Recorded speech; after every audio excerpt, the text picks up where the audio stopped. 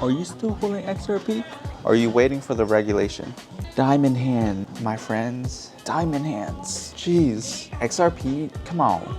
And I'm not just hyping this up because I holistically believe this, but Ripple is such a great company.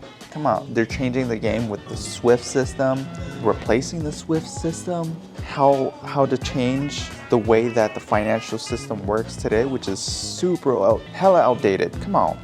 So imagine, and some of you might have been around that time when the tech boom, when the internet became a thing, the tech bubble, right? All these companies start popping off. Doesn't that seem the same to you? I don't know, man. Maybe it's just me, but I feel like it's the same. A lot of the stuff that's happening now with crypto, XRP is the infrastructure of things, and then the finance. Like, we don't have anything else. And then they have so much criticism, and then they have a ton of regulatory. The SEC is working with them now. Come on. Just have diamond hands. I'm not a financial advisor, but just to me, it's an investment. And so I just wanted to drop my thoughts down and then talk about what XRP is and just educate just the base level, because it's a great deal right now. I think it's a good investment for the long haul, and that's what I'm doing. My largest crypto holding, and then I'm setting it aside, right? Well, aside from in Bitcoin and all that stuff, XRP is my largest investment that I feel like it's going to be super long term. Bitcoin, Ethereum, I don't think it's going to be that long term, even though they're dominant now. My belief is XRP is going to be the dominant one because it's solving so many problems that we have within our financial institution. It's built for utility. So that's just the financial piece of it. For utilization, there's so much more that it can solve. So the infrastructure of it's insane. You can scale it. And so you're sleeping if you're not looking at this. You hear it all over the news. If you don't, please look into it or watch my channel. I'll talk a lot about it because I want to document this whole process and then also just show the utility of it. It's the way that I look at it, it's like an early Visa. Super early Visa, early Swift I don't even know when Swift was created, but it's hella old. But Ripple's working with them. Brad Garlinghouse, he's working with the SEC to help move the needle. They've been working on this for a long time, guys. Amex has been working with Ripple. That's when I started learning about the actual utility of it. I got in when it was, I don't know, 20 cents, maybe less. I don't even remember.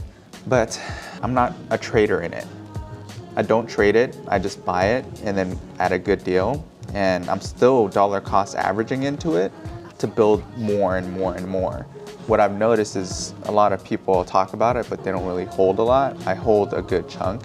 And so my plan is to use it as generational wealth as well too. It's a part of my whole long-term plan. If you can invest into Bitcoin back then for $1 and then retrospectively look at it now, I don't know about, I was stupid back then. Or the technology was hard to get in now. You can buy it on Robinhood, you can buy it on Coinbase. Why aren't you guys doing it? Just go do it. What, $2.40 now? It's kind of high, but I would not telling you to do this, but not financial advice.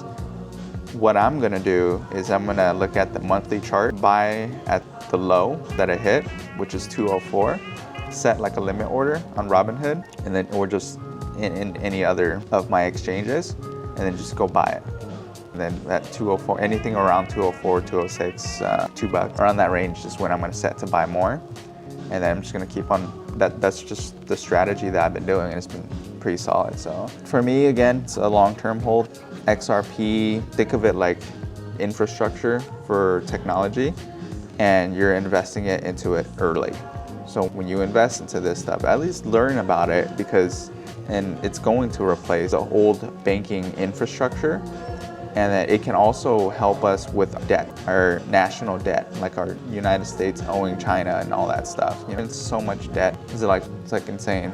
XRP can solve that. So just think about that a little bit, you know, on it. So the way that I look at this too is cash flow. That's the one thing I can think about. So like if you use as many different strategies for cash flow, you want to diversify and you don't want to put all your eggs in one basket. So I'll make sure that when sorry, I'm going to move a little bit. There's a lot of people over here, so it's let's move this. I'm gonna take you guys with me. Let's go sit down. But, okay. It's okay, right? You wanna be able to make sure that you have different avenues so that way you're, oh yeah, cash coming in this way, got cash coming out that way, like full quadrant, right? You wanna make sure that like you have a lot of different investments to be more on the right hand side of the cash flow quadrant.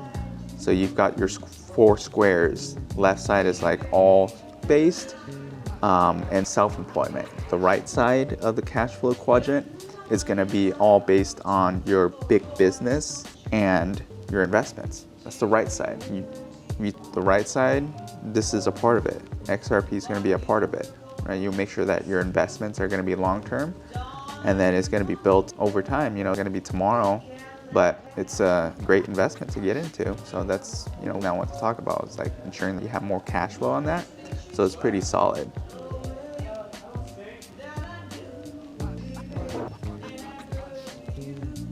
It's the long-term approach that you should be talking about. So just position yourself pretty well. You know, look at it, watch my videos on this. Cut this piece. What else is there? All right, guys. Well, thank you for watching, and diamond hands. Later.